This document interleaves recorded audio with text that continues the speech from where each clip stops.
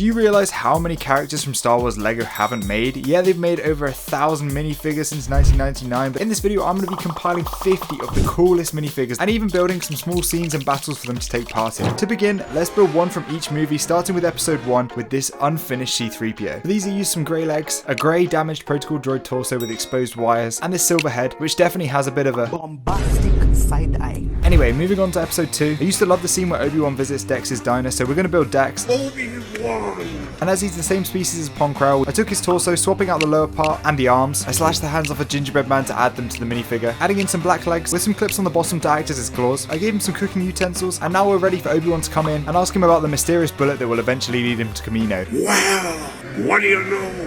And speaking of Kamino, we'll be back there later, even building a small mock for it. But moving on to episode 3, and another weird alien creature that Obi-Wan interacts with. This is the Powan. For him, I took a red dress piece, an old Palpatine torso which I swapped the hands out to be white, and the head from the original Grand Inquisitor, and I think this guy looks pretty menacing. For episode 4, I'm going with Van Den Willard, who's this Imperial General we see with Leia, using this General Dodano torso and legs, adding on an old man face, and this grey hair. And then for our episode 5 minifigure, I chose Wilro Hood. So for him, I used this orange jumpsuit with some dual molded legs, a face with a mustache, a black hairpiece, and even built his Cantono, and we can recreate the scene where he's running through the hallways. Now in Jabba's palace in episode 6, there's some crazy aliens, some which have been made, but some which were never done. So we're building Rita Jendo Warian, who's a Rhodian dancer, so we took some green legs with a waist cape from Marge Simpson, a green torso with green hands, and even some Lord of the Rings rings to add some extra bling. I then clipped this transparent piece on the front and added some round studs for her top. I popped on a Rhodian head and the minifigure is complete. For episode 7, I'm doing the scene where Finn gets covered in the blood of his friend, so I grabbed this Sandy Finn minifigure, adding on some custom arms from Firestar Toys, and a custom helmet with some blood smeared all over the front. I can see why LEGO never made this minifigure, but you gotta admit it's pretty sick. Now speaking of omitting things, I've got to say I haven't really watched episode 9 and 8 many times, but I noticed there was this missing officer from the Resistance, so I recreated her with an old lady face and a hairpiece from an old Luke Skywalker minifigure. And for episode 9, I built the legendary Claude, who's a slug-like alien who I put together using mainly light tan pieces with some interesting snot techniques to get all the angles. And I've got to say he looks cool, but also kind of cursed. I used to love the clone trooper Gregor, and so his last stand is going to be our first build. This was a custom clone that one of my friends painted for me to make him look weathered, and I think it looks amazing. So to build up a battle scene for him, I grabbed one of these small bases that I'm going to use for all of the scenes. Noticing the floor had this grill-like pattern, and to make that pattern I'm going to use a load of these pieces here, but first we need to cover the base in a nice black layer so you don't see that awful yellow colour. With that done, I placed the 4 grill plates, adding in our first crate for Gregor to take cover behind. Next I wanted to add this small crane over in this corner. I built up the base and started to add some details with some printed pieces, having it extending out and attaching to one of those explosive crates that we see Gregor use to take down the droids. Speaking of the droids, I gave him some custom blasters, adding them into the mock and putting Gregor in the back here. And sticking with the clone theme, there are thousands of clones I could add in this video, but we're going to pick just a few and speed run through them right now. Firstly, picking Fives and Echo, which are so iconic, and I printed to match the LEGO style clones by Grandpa Clone Customs. I added some ARC Trooper capes and cloths, and I think they look really nice. We also have Delta Squad, who are a great squad of clones consisting of Boss, Fixer, Sev, and Scorch. LEGO really need to make these, and speaking of ones they need to make, Galactic Marines are another highly demanded one, so I grabbed a custom one of those. And finally, filling in the missing member of the Bad Batch, we grabbed the Republic version of Crosshair, who's the only version of the Bad Batch we didn't get in Republic form. Now speaking of clones, I actually bought this hologram-like transparent clone trooper, which is actually made in the LEGO factory, all with official LEGO pieces, and just looks amazing with a jetpack, helmet, and pistol. LEGO really need to do this for Force Ghosts and Jedis and stuff like that. Now for some Star Wars TV shows, beginning with Andor, I made Mon Mothma and her cousin Val. For Mon, I used Princess Leia's body, a regular head, and ginger hairpiece. And for Val, I used Jar Jar Binks' torso and adding a face with blonde hair. For Andor himself, I wanted to make the scene where they escape from the prison, so I used a Flame Trooper torso which I switched around, adding an orange arm, some short legs and flesh colored plates to mimic the feet being exposed. I also wanted to create Kino Loy, and I bought these shorter legs, but they really didn't work, so I swapped the legs around, making sure that he was a bit shorter than Andor, and it's time to build the scene from the show. Taking another small base, I added some dark grey, followed by the water outside of the base, using blue plates and some slopes to mimic some slight waves in the water. For the base, I wanted to make an interesting sloping technique with some cheese slopes to make these bricks on an angle. Once I got to the top, I made the entrance to the base, adding minifigures, with Kino having to make a heartbreaking confession to Andor,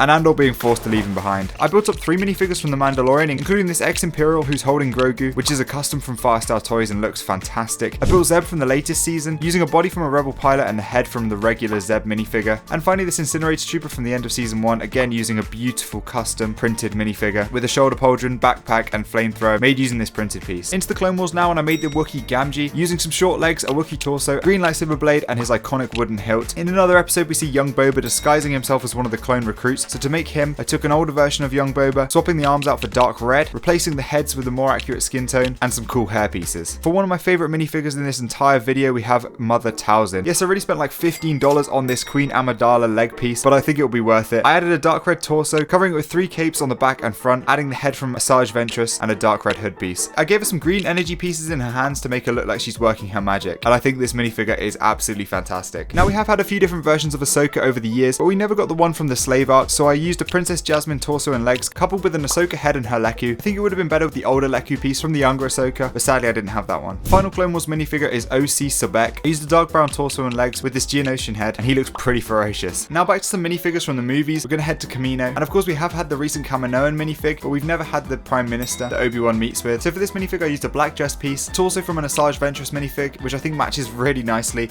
and then of course just the regular Kaminoan head. Now the Prime Minister of course takes Obi-Wan to meet Jango Fett, and to make him in his regular sort of clothes, we swapped the arms around on this torso here, swapping the hands and using a face from the Queer Eye set. And now we have these minifigures. We can go ahead and create the scene where Obi-Wan talks to Jango for the first time and realizes he's up to no good. Your clones are very impressive. You must be very proud.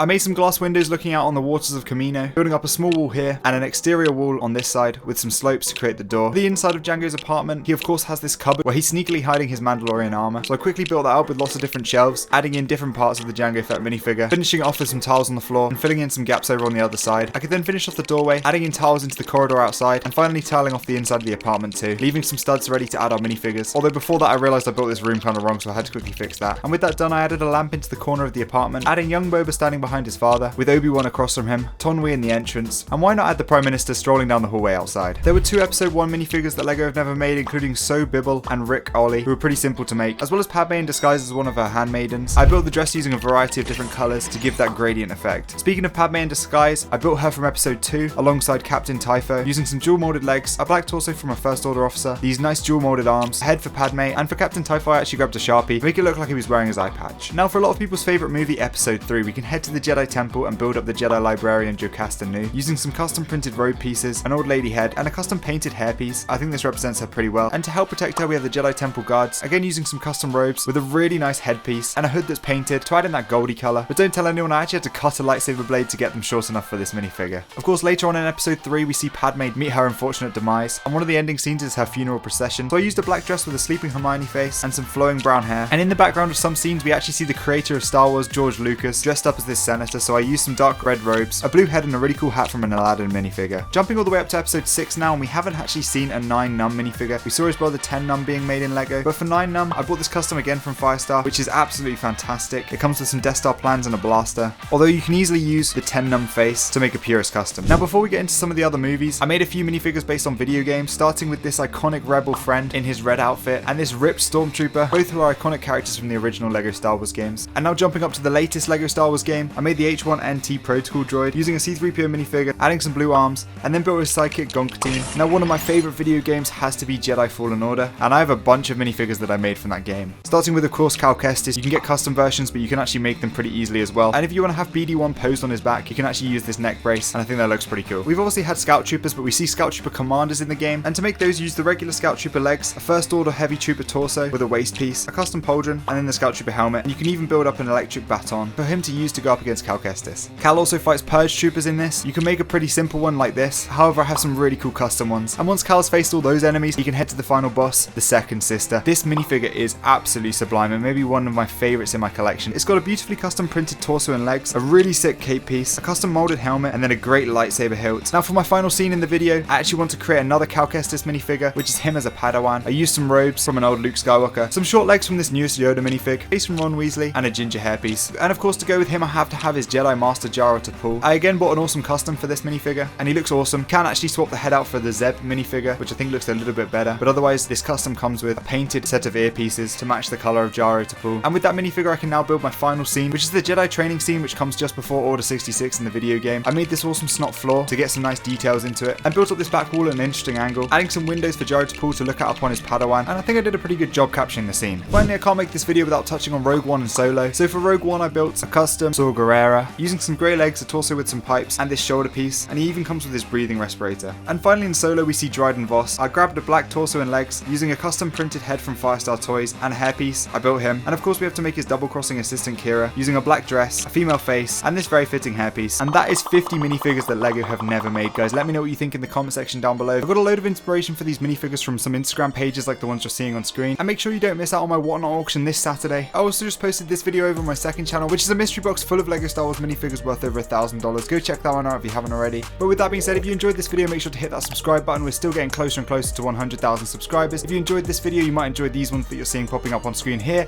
and I'll see you over there. Goodbye.